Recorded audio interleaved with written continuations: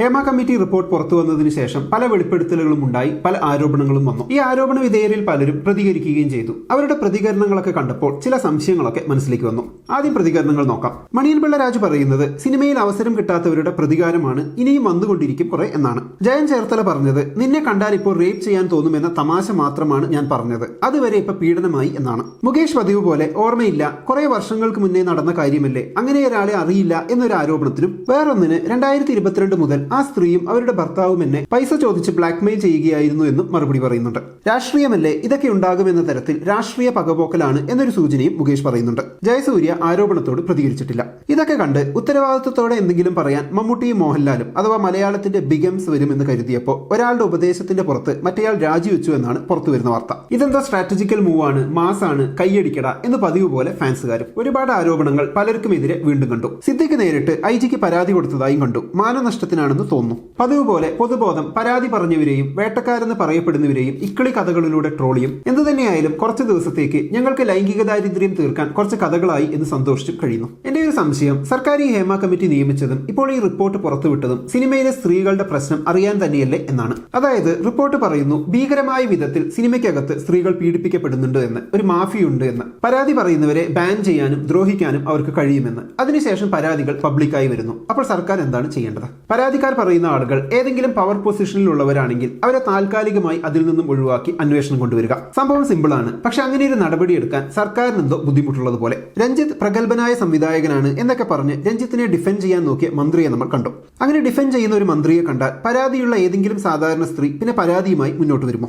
മന്ത്രിയാണ് ഡിഫെൻഡ് ചെയ്യുന്നത്. പവർ എന്താണെന്ന് നന്നായി മനസ്സിലാക്കിയ ഒരാളായിരിക്കുമല്ലോ ഈ സാധാരണക്കാരി. അപ്പൊ യഥാർത്ഥത്തിൽ ഇനി പരാതി പറഞ്ഞു വരാനിരിക്കുന്നവരെ വരണ്ട എന്ന് പരോക്ഷമായി വിലക്കുന്ന ഒരു പ്രവൃത്തിയല്ലേ അത്? ഇനി മുകേഷിലേക്ക് വരാം. മുകേഷ് ഒരു സിനിമാ നടനാണ്. അതും വളരെ സീനിയർ ആയ വളരെ ഫേമസ് ആയ ഒരു നടൻ. ഒപ്പം രാഷ്ട്രീയക്കാരനും MLA-യുമാണ്. അതും വെറും MLA അല്ല, ഭരണപക്ഷത്തിന്റെ MLA. കേരള സംഗീത നാടക അക്കാദമിയുടെ ചെയർമാനുമായിരുന്നു. അതായത് പവർഫുൾ എന്ന് പറഞ്ഞ അങ്ങേയറ്റത്തെ പവർഫുൾ. ഇത്രയും പവർഫുൾ ആയ ആളുകളോട് എതിർക്കാൻ ആര് വരും? രണ്ട് സ്ത്രീകൾ പരാതിയുമായി ഓൾറെഡി വന്നു. വേറൊരു സ്ത്രീ മറ്റൊരു ആരോപണവും, അതായത് തന്റെ സുഹൃത്തിന്റെ അമ്മയ്ക്ക് ഇയാളിൽ നിന്നും മോശം അനുഭവം ഉണ്ടായി എന്ന് പറഞ്ഞു വന്നു. മുകേഷ് പറയുന്നത് ഇത് രാഷ്ട്രീയപരമാണ്, ബ്ലാക്ക് മെയിലിംഗ് ആണ് എന്നൊക്കെയാണ്. അതങ്ങനെയായിരിക്കാം, അല്ലായിരിക്കാം. പക്ഷേ ഇത്രയും ആരോപണം വരുമ്പോൾ, അതും സർക്കാർ നിയോഗിച്ച ഹേമ കമ്മിറ്റി റിപ്പോർട്ട് പുറത്തു വന്ന സാഹചര്യത്തിൽ ധാർമ്മികമായി ഈ പവർ പൊസിഷനിൽ നിന്നും ഇയാളെ മാറ്റി നിർത്തേണ്ടതല്ലേ സർക്കാർ?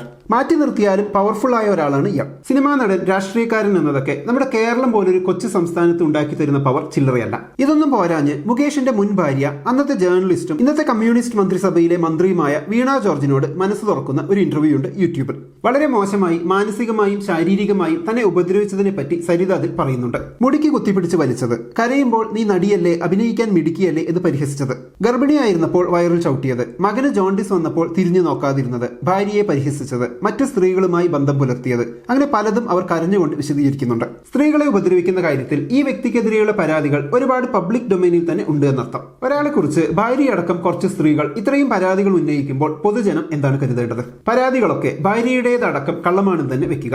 എന്നിരുന്നാലും ഇത്രയും പരാതികളുള്ള സാഹചര്യത്തിൽ അയാൾക്കെതിരെ അന്വേഷണം വേണ്ടേ? അതോ അയാളെ പവർഫുൾ ആയ സ്ഥാനത്ത് തന്നെ ഇരുത്തിക്കൊണ്ട് അയാളെ കൂടി ഭാഗമാക്കിയുള്ള ഒരു അന്വേഷണമാണോ വേണ്ടത്? സാധാരണ ഒരു മനുഷ്യന് ഈ പ്രിവിലേജ് ഉണ്ടാകുമോ? കുറച്ച് കള്ളപ്പരാതികൾ വ്യാജമായി സൃഷ്ടിച്ച് അതൊക്കെ വ്യാജമാണെന്ന് തെളിയിച്ച് അഗ്നിശുദ്ധി വരുത്തി വീണ്ടും സ്റ്റാർ ആകാൻ കെൽപ്പുള്ള അത്രയും പവർ ഉള്ളവരാണ് സിനിമയിലും രാഷ്ട്രീയത്തിലും ഉള്ളവർ. അങ്ങനെ സംഭവിച്ചാൽ ഈ റിപ്പോർട്ടിന് പ്രസക്തിയില്ലാതാകും. യഥാർത്ഥ പരാതികൾ എന്നും ഇരുട്ടിൽ തന്നെ നിൽക്കും. അതേസമയം ആരോപണം വന്നയുടനെ സർക്കാർ അതിനനുസരിച്ച് പ്രവർത്തിച്ചിരുന്നെങ്കിൽ ഇത്തരം പേടികൾ നമുക്ക് വരില്ലായിരുന്നു. മറ്റൊരു കാര്യം, അമ്മ സംഘടനയിലെ തലതൊട്ടപ്പന്മാരെ കുറിച്ചാണ്. തങ്ങൾക്ക് നടന്ന നീതി നിഷേധം, തൊഴിൽ നിഷേധം, ഇതൊക്കെ പലപ്പോഴായി പലരും അമ്മയിൽ പരാതിയായി അറിയിച്ചിരുന്നു. ഭാവന അമ്മയിൽ നിന്നും രാജിവെച്ചപ്പോൾ പങ്കുവച്ച കത്തിലും അത് പറയുന്നുണ്ട്. അപ്പോഴൊക്കെ ഒരു നടപടിയും എടുക്കാതെ ഒന്ന് മൈൻഡ് കൂടി ചെയ്യാതിരുന്ന ഈ തൊട്ടപ്പന്മാരിൽ സൂപ്പർ സ്റ്റാറുകളുമുണ്ട്. അതായത് നീതി നിഷേധത്തിൽ സൈലന്റ് ആയി ഇരുന്നവരാണവർ. രണ്ടും അമ്മയുടെ മക്കളാണ് എന്നൊക്കെ പറഞ്ഞപ്പോൾ അവിടെയും ഇവർ മിണ്ടാതെ ഇരിക്കുന്നുണ്ടായിരുന്നു. പോരാടുന്നവരെ ഫെമിനിച്ചി എന്നൊക്കെ വിളിച്ച് അധിക്ഷേപിക്കുന്ന ആളുകൾ ഈ മിണ്ടാട്ടം മുട്ടിയവർക്ക് പേരൊന്നും ഇടാത്തതിൽ ഒട്ടും അതിശയമില്ല. അതങ്ങനെയേ വരും. ഇവരൊക്കെ മാസാണല്ലോ, മിണ്ടാട്ടം മുട്ടിയാൽ അതും മാസ്. അപ്പൊ എന്താണ് ഹേമ കമ്മിറ്റി റിപ്പോർട്ട് പുറത്തു വന്നതിന് ശേഷം സംഭവിക്കുന്ന കാര്യങ്ങളെക്കുറിച്ചുള്ള നിങ്ങളുടെ അഭിപ്രായം കമന്റ് ബോക്സിൽ എഴുതുമല്ലോ. നമുക്ക് അടുത്ത വീഡിയോയിൽ വീണ്ടും കാണാം.